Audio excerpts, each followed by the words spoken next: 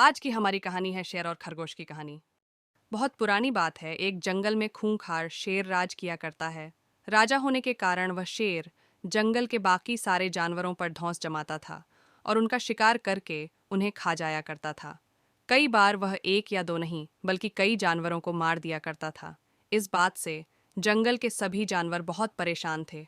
उन्हें डर लगता था कि इस तरह एक दिन शेर जंगल के सारे जानवरों को खा जाएगा।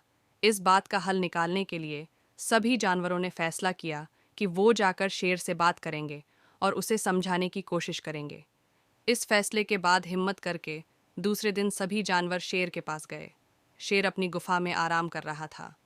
उन सभी के आने के कारण उसकी नींद खुल गई। उन सभी को एक साथ देखकर शेर गुस्से से बोला, तुम सभी एक साथ यहाँ क्या कर रहे हो? मैंने कोई दावत रखी है क्या? इस बात पर जानवर दल का सरदार बोला, महाराज, हम सभी यहाँ आपसे एक विनती करने आए हैं। दरअसल आप जब भी शिकार पर निकलते हैं तो एक साथ कई जानवर मार देते हैं, जिनमें से कई को आप खा भी नहीं पाते। आपके ऐसा करने से हमारी संख्या कम होती जा रही है और आपकी प्रजा छोटी होती जा रही है। अगर यूं ही चलता रहा तो एक दिन आपके राज्य में एक भी जानवर नहीं बचेगा, और जब प्रजा ही नहीं होगी तो राजा भला किस पर राज करेगा? इसलिए आपको सदैव अपना राजा बनाए रखने के लिए हमने आपके भोजन का इंतज़ाम करने के लिए योजना बनाई है। हमारा सुझाव ये है कि आप शिकार पर न निकला करें, बल्कि हम खुद रोज़ एक जानवर आपकी गुफा में भेज दिया करेंगे। इस तरह रोज़ आपका भोजन भी हो जाएगा, आपको मेहनत भी नहीं करनी पड़ेगी और आपकी प्रजा को भी राहत रहेगी।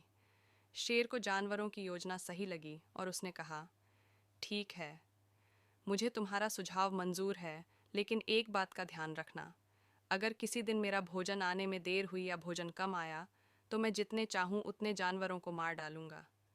जानवरों ने उसकी बात पर सहमति जताई और वापस अपने घर को लौट आए। उस दिन के बाद से हर रोज एक जानवर शेर की गुफा में पहुंच जाता और शेर उसे मारकर अपना भोजन बना लेता।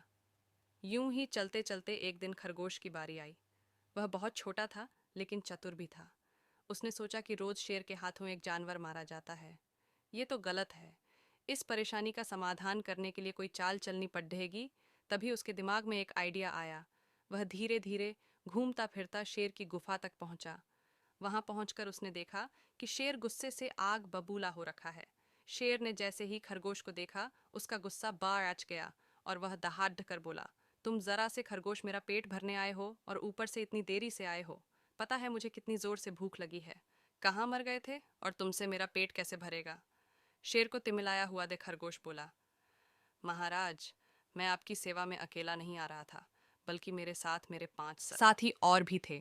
लेकिन मगर महाराज, रास्ते में हमें एक और शेर मिल गया जो हमें खाने की जिद करने लगा।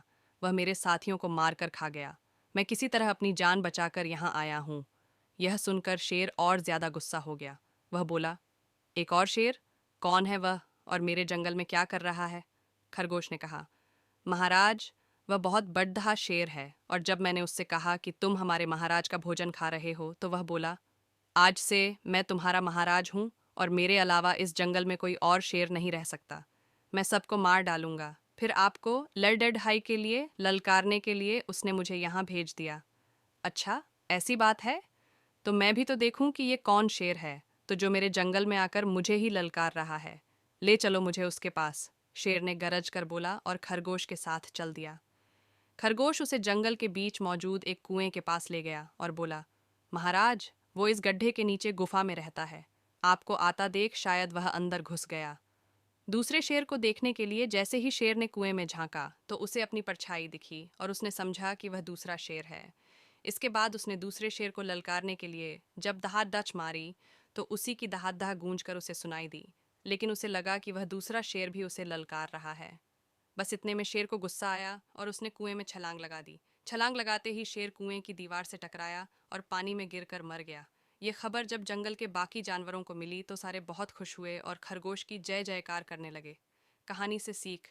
बच्चों, इस कहानी से हमें यह सीख मिलती है कि मुश्किल से मुश्किल परिस्थिति में भी दिमाग शांत रखने से हर कठिनाई को आसानी से सुलझाया जा सकता है।